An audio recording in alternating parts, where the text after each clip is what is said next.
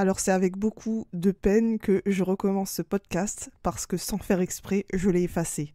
Et il y a une grande partie de moi là qui est en train d'en rire parce que, encore une fois, j'ai voulu aller trop vite.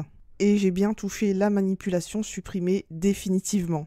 Donc j'espère que l'écoute de ce podcast vous sera très agréable. Donc dans un premier temps, bienvenue à tous, j'espère que vous allez bien. Avant de commencer, si tu ne connais pas le Human Design, je t'invite à faire le test dans ma bio, que ce soit en dessous, au-dessus. Donc dans cet épisode, je vais décrire un type de profil, notamment le 5-1. Le profil en fait va décrire ta personnalité. Il décrit aussi la manière dont tu te perçois et dont les autres te perçoivent. Certains profils sont assez paradoxaux. Il n'y a rien de mauvais parce que l'un ne va pas sans l'autre. Au total, en Human Design, il existe 12 profils composés de 6 lignes. C'est-à-dire qu'il y a soit le 1, 2, 3, 4, 5, 6 qui s'affichera dans ton profil. Tu ne retrouveras jamais de 7, de 8, de 9 dans les profils en Human Design. Donc maintenant, nous allons rentrer dans le vif du sujet. Peut-être que tu es un profil 5-1 et je t'invite à écouter attentivement ce podcast. Déjà, la première chose, c'est que tu as un don pour la résolution de problèmes. Tu sais trouver une réponse à chaque problématique que tu vas rencontrer, que ce soit pour toi ou pour les autres. Alors la première chose, c'est que les autres vont voir chez toi ta curiosité, ta rigueur, ta fiabilité, sans se rendre compte que tu fais un travail de profondeur au préalable. Que ce soit par exemple pour organiser un événement ou organiser un dîner, tout simplement. Un deuxième point, c'est que tu as cette capacité justement de faire les choses différemment, d'aller limite à contresens. Et ces deux dynamiques et ces aspects de ta personnalité se concilient très bien ensemble. Parce que c'est comme ça que justement tu vas trouver des solutions créatives, logiques ou pragmatiques. Et dû à la projection de ta ligne 5, c'est comme ça que les gens vont te faire facilement confiance. Il faut savoir que le profil 5-1 s'entend bien avec mon profil qui est le 2-4. Ce sont des profils qui sont totalement à l'opposé, mais justement ils se complètent super bien. La ligne 1 qui est l'investigateur, alors que la ligne 2 est un génie naturel. La ligne 5 qui attire des inconnus et la ligne 4 qui va être plus proche des gens. Remarquez comment vous vous entendez avec les 2-4. Un autre point essentiel que j'ai envie de parler pour le profil 5-1, c'est que vous avez dû remarquer que vous avez une énorme pression sur vos épaules. Parce que votre entourage sent justement cette âme de leader, cette âme justement de résoudre des problèmes. Et en fait, inconsciemment, vous captez ces attentes. Ce qui fait que votre plus grande peur, c'est justement de ne pas être à la hauteur, ou même de décevoir. Alors le challenge ici que tu vas rencontrer, c'est de ne pas mesurer ta valeur par rapport aux projections que l'on bombarde sur toi. Alors une chose que j'ai remarqué sur les profils 5-1, c'est que vous donnez toujours votre avis sur tout. Ça c'est hyper énergivore, et en plus de ça, vous donnez votre avis sans qu'on vous l'a demandé, vous apportez tout de suite la solution. Mais le problème, c'est que si un jour tu ne trouves pas de solution à une problématique, eh bien, il faut que tu saches que c'est tout à fait normal et naturel qu'il y ait des personnes qui t'adorent et qui te détestent du jour au lendemain. En plus de ça, pour moi, le profil 5-1, il a tendance justement à attirer des personnes qui sont victimes de leur vie, et ce qui fait que tu vas pas du tout comprendre pourquoi ça ne fonctionne pas avec certaines relations. Deuxième chose, pourquoi il ne faut pas apporter tes solutions sans qu'on te l'ait pas demandé, c'est que tu vas t'éparpiller, et en plus de ça, c'est très énergivore, parce que justement, tu vas te casser la tête pour des choses qui ne te font pas forcément vibrer.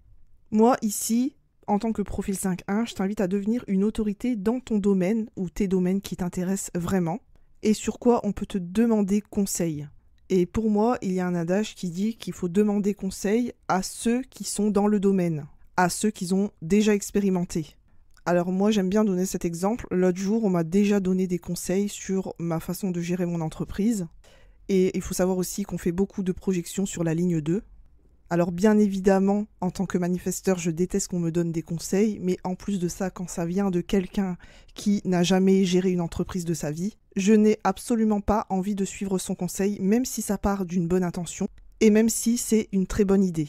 Je vais te prendre un exemple pour que tu puisses bien intégrer ce que je suis en train de te dire.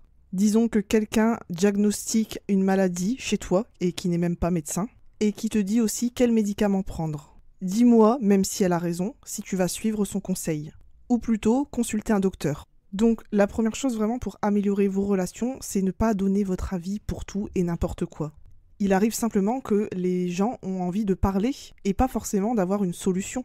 Alors, je pense beaucoup aux autorités de l'ego, autorités J-Center et autorités mentales, à qui on ne devrait surtout pas donner de conseils.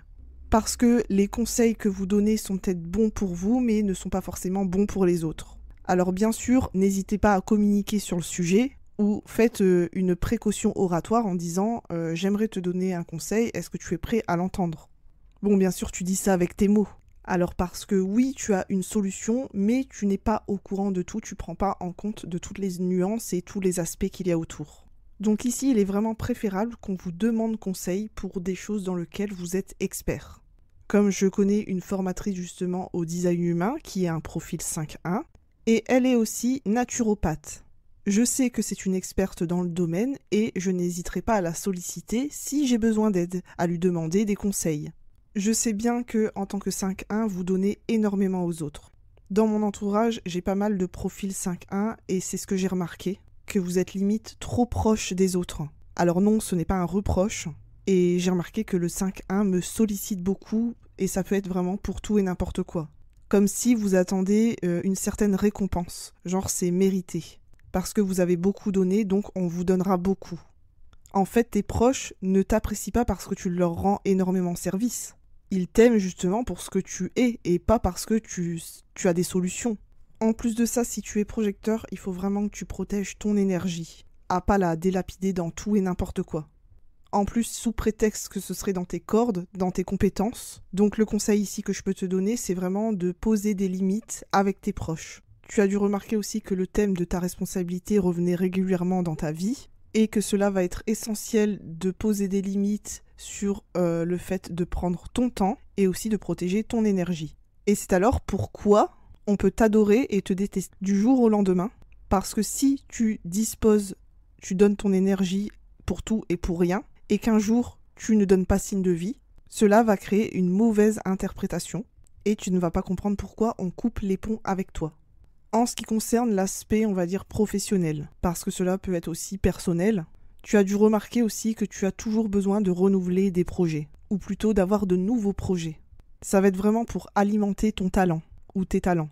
Déjà parce que ta nature profonde, ça va être d'aller au fond des choses, parce que tu as la ligne 1, c'est la ligne de l'investigateur. Tu as besoin de partir avec des bases solides. Peut-être qu'au départ de chaque projet, tu auras l'impression de déployer énormément d'énergie, énormément d'efforts, mais à force de répéter l'exercice, ça te semblera plus facile à chaque fois. Enfin, sache que tu es là pour apporter des solutions remarquables et inattendues.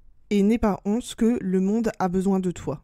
J'espère que cet épisode t'a plu, n'hésite pas à me mettre un like ou à mettre 5 étoiles. Si tu as des questions sur le sujet, n'hésite pas à le mettre en commentaire. Et pour une analyse plus approfondie de ta carte Human Design, n'hésite pas à prendre rendez-vous avec moi. Sur ce, je te souhaite une bonne soirée, un bon week-end et je te dis à bientôt.